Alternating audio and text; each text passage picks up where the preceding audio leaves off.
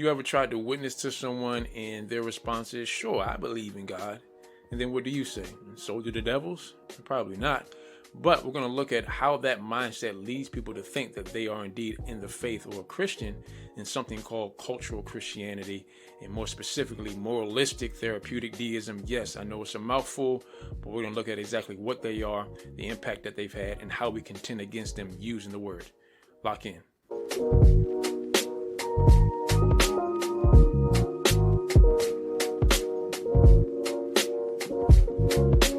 Hey, what's going on? This is Solomon here at Word Made Fresh. We invite you to subscribe if you're looking for a community of believers who are sharpening one another, encouraging one another, and simply giving some practical help from the Word so that we can actually live out our faith. If that sounds like you, again, we invite you to subscribe, hit that notification bell. And for our current subscribers, we want to say thank you so very much.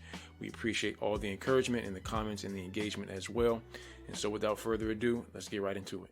So to start off with, we want to define, exactly what is cultural Christianity and moralistic therapeutic deism. Obviously, they're not terms that we use in our everyday language, but they are mindsets that we probably come across more often than we think, particularly when we're trying to witness to someone. And to define them, it's a label or perhaps a movement.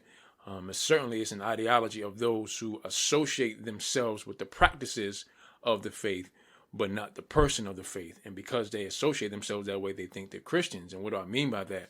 I mean, they're enamored by, the good works, like, the charitable giving, the volunteering, and it's really the outward appearance and the actions of the faith, but there's no internal change that's a result of the new birth coming from repentance and faith in Yahushua as the only Savior. And a lot of times you find that particular mindset in those who've grown up in church, from those who their grandmother was a pastor, their granddaddy took them to church all the time, or those who grew up in a social environment that was heavily involved in church, very religious, or we find it even of those who perhaps had some personal life-altering experience. They got saved from a car crash, got saved from a boat accident. They were in the hospital and they prayed and they called out to the Father, "Oh God, help me!" And they were healed, or they were delivered from that car accident. And they take that personal experience as, "Hey, God must be for me. I must be a child of His because He was present in my life, and therefore I'm going to be a Christian. I am a Christian." And we run across that a lot, and because that is the ideology there, you have this thing where this view of God, which is called moralistic therapeutic deism, we'll just call it MTD for all intents and purposes. But MTD is really the view of the Most High, that He is a loving, He's a kind, He's a nice being, He's transcended, He's created, all of mankind, and then He kind of steps away from that and He lets us do our thing. And He only really intervenes when it's a dire circumstance, when I call on Him out of a desperate situation because I need help. And because that's who He is, and He expects us to be nice and kind and loving, and we should be those things, obviously, but that's not all He is. But that's all that they recognize Him as. And so because of that, they say, if I do these things as a nice person, as a good person, then God will view me like He, views a good person, and therefore I get to spend my eternity in heaven. And like I said, it's not a new thing. So why do we talk about it now? I think we talk about it now really because its effects are becoming more and more prevalent today. I mean, I'm looking at here, the insurgence of Christians denouncing their faith, deconstructing the faith, they call it, deconstructing the church, deconstructing Christianity. And some of those things, they have some validity to them as far as the reasoning. But when it comes to the foundational things that are found in the Word, there's no need to deconstruct those things. But a lot of the traditions that have infiltrated the faith, yeah, obviously. But I'm looking at statistically here, the Pew Research that was conducted in 2018 to 2019, 65% of adults claim to be Christian. That's down from 12% over a decade. Even out of that 65%, I doubt that that's a true 65%. Those numbers are skewed. You probably got Catholicism included in there. You probably got some offshoots of Catholicism included in there, or some offshoots of some other religion that don't have the true gospel included in there. So that's not even a true 65%. I doubt it. And then you have those who are in renowned positions, have bigger platforms, who claim to be Christians. You got your Oprahs, you got your Joel Osteens. I'm pulling up a quote here, matter of fact, from Alyssa Milano, and it says this, and I quote, this is one of the tweets she had: I love God, I believe in God, but I don't believe my personal beliefs, of which we can't confirm, should override scientific facts and what we can confirm. And then she goes on, and I'm like, what do you mean your personal beliefs that you can't confirm? Why do you believe them if you can't confirm them? You know what the Bible says, faith coming by hearing and hearing coming by the word. So if your belief is not based on the word, no wonder you can't confirm your beliefs, But we have folks like that in the limelight saying that they're Christians and then, saying things that are completely opposite of what the faith stands for. And so we talk about it now because the Bible clearly says in 2 Timothy 3:5, it says, having a form of godliness, but denying the power thereof, from such turn away. The form of godliness, the charitable acts, being loving, trying to be tolerable to everything, that's a form of godliness to some degree, but there's no power within them. And so the Bible says from such, we have to turn away. Now, obviously, not turning away as in having nothing to do with them, but certainly not having anything to do with that ideology and that mindset and being involved in the things that they're involved in that continue to perpetuate that mindset. No, we have to still try to reach them to a point where if they reprobate, then we don't. But, the Bible says we still have a goal and we still have the objective to evangelize. And so we want to talk about those things because we need to be able to recognize when that mindset is there. And so that way I can know how to use the sword of the Spirit rightly to attack and to contend for the faith, and hopefully giving them the correct knowledge from the word will bring them to the point of repentance and faith as well.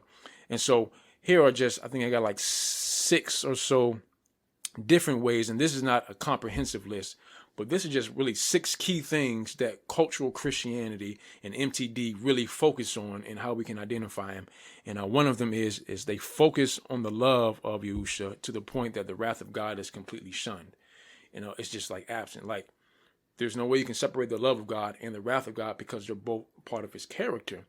And we know what the Bible clearly says. It says in Romans 1:18, for the wrath of God is revealed from heaven against all ungodliness and unrighteousness of men who hold the truth in unrighteousness. God hates sin. He's angry with the wicked every day. But that part of his character is, that's oblivious to those who have this mindset of cultural Christianity. Another one is denying repentance as a necessary step towards salvation.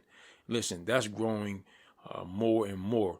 Repentance is a heart condition. There are some who don't understand what repentance is and they define it as a work, but no, repentance is a heart condition. And this video is not for the purpose of defining repentance as a whole, but repentance is simply a heart condition before the Most High. And it's a willingness to say, listen, I agree with what the word says about who I am. I agree with what the word says about my sin. I agree with what the word says about who Yahushua Messiah is. And because of that, I'm willing to allow him to change me so that I can be different.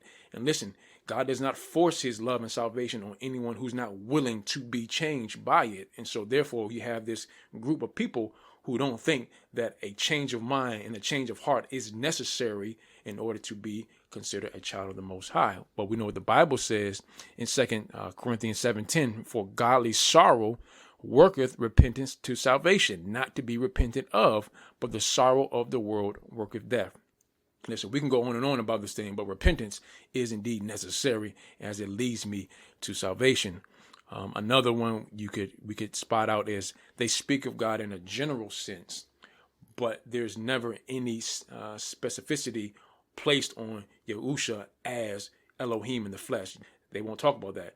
God is good and God is great, and I believe in God this and God that. Hey, but what think ye of the Messiah? What think ye of Christ? Whose son is he? And, there's no answer for that.